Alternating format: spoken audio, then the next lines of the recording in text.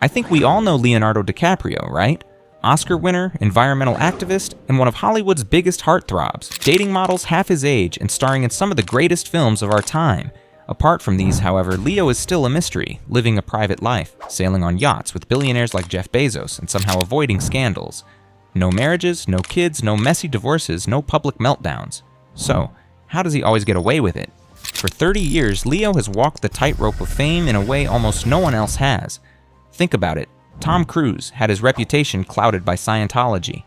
Johnny Depp became the centerpiece of courtroom dramas. Brad Pitt, another 90s golden boy, is still entangled in ugly legal battles with Angelina Jolie. And Will Smith stunned the world with one slap that shattered his image forever. But Leo has remained untouchable. Unusual for a Hollywood star, right? From the very beginning, DiCaprio was different. He didn't explode onto the scene through controversy or an industry machine forcing him down our throats. He came up through small commercials, sitcoms, and slowly worked his way into the Hollywood spotlight. His first major breakthrough was What's Eating Gilbert Grape, where his performance as a disabled teenager was so good it earned him his first Oscar nomination. Most young actors would have let the attention swallow them whole, but Leo stayed calm, as if he knew the long game mattered more than the moment. And then came the film that turned him into a global phenomenon overnight, Titanic. DiCaprio turned into Leo, a single name that carried the weight of global obsession. Practically overnight, he went from a respected young actor to the face plastered on the bedroom walls of millions. Teenagers cried over him, magazines labeled him the reluctant Romeo, and Hollywood realized it had found its new heartthrob. Yet even at the height of hysteria, DiCaprio seemed strangely indifferent to it all. He didn't lean into the fame machine, didn't chase the spotlight, and didn't let the tidal wave of attention define him. Instead, he allowed the frenzy to swirl around him while he quietly built the foundation of a career that would outlast almost everyone else from that era. But here's where DiCaprio's genius really shows. Back in 1998, right after Titanic made him the biggest star on the planet, 17 magazine called him the reluctant Romeo. A casting director said, "He's one of those young men who doesn't want to be a movie star. He really wants to be known for his acting, not for his looks." Kate Winslet called him the world's most beautiful-looking man, but yet he doesn't think that he's gorgeous. This wasn't just publicity spin, this became the blueprint for his entire career. He genuinely seemed to hate being famous for being famous, and that disinterest became his greatest weapon.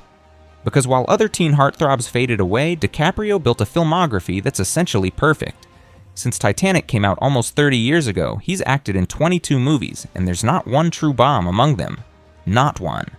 Catch Me If You Can, The Departed, Gangs of New York, The Wolf of Wall Street, Django Unchained, The Revenant. Once Upon a Time in Hollywood, every single one is either critically acclaimed, commercially successful, or both. And he did this by being extremely selective about directors. 6 movies with Martin Scorsese, 2 with Quentin Tarantino, 2 with Baz Luhrmann, 1 each with Spielberg, Nolan, and Paul Thomas Anderson. He wasn't just acting in movies, he was curating a canon, building a reputation as a serious artist who only worked on prestige projects. And there's something else brilliant about his role choices. He started playing morally compromised characters, con artists, cheaters, sometimes outright villains, a slave owner in Django, a delusional scientist who cheats on his wife and don't look up. These aren't heroes, and playing them so convincingly creates this psychological shield. It's like the performance separates the art from the artist so completely that we stop asking uncomfortable questions about his real life. And there are uncomfortable questions. Let's talk about the Leo 25 rule. For 30 years, Leonardo DiCaprio has been dating women in their mid-20s while he's aged into his 50s. In the 90s, models like Naomi Campbell and Amber Valletta. In the 2000s, Gisele Bündchen and Bar Refaeli. In the 2010s, Erin Heatherton and Kelly Rohrbach. Now at 50, he's with Vittoria Soretti, who's 27, and yes, also a model. The pattern became so obvious that when Sabrina Carpenter turned 25 last year, she had a birthday cake made with DiCaprio's face and the caption, "No, don't turn 25, you're so sexy, Hollywood was literally making jokes about it at her party. Now look, there's nothing illegal here. These are consenting adults, and there are virtually no rumors about cruelty or manipulation. He's not a predator, just a traditional Hollywood bachelor with a very specific type. Kind of like Jack Nicholson, another legendary actor who dated much younger women and got away with it through talent and silence. In a post-Me Too world where we've learned about genuinely horrific behavior from powerful men, a guy who just likes dating models feels almost wholesome by comparison. One writer put it perfectly. You want to hurt a 45-year-old straight woman's feelings? Tell her DiCaprio just got Me Too'd. We're relieved he's just a cad and not a monster. But here's where Leo gets slimy, and it's not about the dating. It's the hypocrisy. DiCaprio has built this reputation as Hollywood's biggest climate activist. In 2016, he won the Oscar for The Revenant and said, "Climate change is real. It is the most urgent threat facing our entire species, and we need to work collectively together and stop procrastinating." Climate change is real. It is happening right now. It is the most urgent threat facing our entire species, and we need to work collectively together and stop procrastinating. He founded the Leonardo DiCaprio Foundation in the late 90s, produces environmental documentaries, attends climate summits, uses his platform for conservation. But then earlier this year, he was photographed hiding under his black baseball cap at Jeff Bezos' wedding to Lauren Sanchez, the third richest man in the world whose company, Amazon, is one of the largest polluters on the planet. The wedding was a massive oligarch celebration, and plenty of celebrities got destroyed for attending. Oprah, Gayle King, Katy Perry, the Kardashians all dragged through the mud. But DiCaprio, barely a mention. He skated by like nothing happened, and it's not his only questionable move. DiCaprio has a 10% stake in an eco-hotel being built near Tel Aviv, a 14-story luxury development with 365 rooms and a yacht marina accessible directly from the hotel. He claims it will serve as a model for environmentally friendly hotel development. But come on, a yacht marina? Plus it's being built on occupied land, which raises entirely different ethical questions. Then there's Joe Low, the Malaysian billionaire who's now a fugitive after one of the biggest financial fraud scandals in history. Low helped finance the Wolf of Wall Street, donated to DiCaprio's foundation, and flew Leo on private jets to ridiculous parties. One New Year's Eve, Low flew DiCaprio between Australia and Las Vegas so he could celebrate 2 New Years in one night.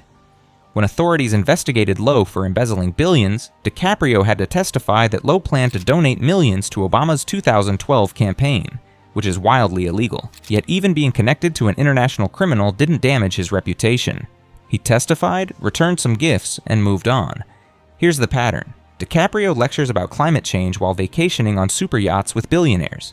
He invests in eco-hotels with yacht marinas. He hangs out with fugitive criminals, and none of it sticks. Meanwhile, women celebrities at that Bezos wedding got roasted. Female celebrity is held accountable in ways male celebrity simply isn't, and DiCaprio is the perfect example of that double standard. So how does he get away with it? I think it's a perfect storm of factors. First, he's strategically invisible. No social media whatsoever. No Twitter, Instagram, podcast, nothing. When he does press, it's focused on his movies, and he spends most of that time highlighting his co-stars. Remember all those interviews with Lily Gladstone for Killers of the Flower Moon? Classic Leo, deflecting attention. We only hear from him through his work, which means there's very little to criticize in real time. Second, the work is undeniable. His latest movie, One Battle After Another, is getting rave reviews. The Atlantic called him a perfect vessel, who's still plausible as the youthful action hero but also loaded with pathos and expert comic timing. When the performances are this strong, it's hard to stay mad. The work obfuscates everything else. Third, he might be the last true Gen X movie star who can pull this off. He came up when privacy was still possible for celebrities, when you didn't need social media to stay relevant. He exists in this perfect sweet spot where he can be both a prestige actor and a bachelor playboy without either identity overwhelming the other. And fourth, our standards for male celebrity behavior have dropped so dramatically that being a hypocritical climate activist who dates young models feels almost quaint. He's not abusive, not violent, not cruel. In a world where we've learned about genuinely monstrous behavior from powerful men, DiCaprio's contradictions seem relatively harmless. The real brilliance of Leonardo DiCaprio isn't that he's gotten away with anything, it's that he's made us complicit. He maintains enough distance that we can't pin down who he really is. He surrounds himself with enough prestige that criticizing him feels like criticizing art itself. One writer described him as almost a parody of a famous actor who courts attention but only in the ways he wants. Charity work on a topic almost everyone can agree on, but not in a way that impacts his personal relationships with billionaires. And we let him because we've collectively decided his talent is worth more than our principles, that his version of being problematic is so mild compared to everything else we've learned about Hollywood that it's barely worth mentioning. Leonardo DiCaprio isn't getting away with anything. We're giving him permission every time we buy a ticket, every time we defend him, every time we laugh at the memes instead of thinking about what they mean. Maybe that's the most Leonardo DiCaprio thing of all. He's been playing this version of himself so convincingly that we've forgotten to ask which parts are real and which parts are just another character he's perfecting. That's how you get away with it.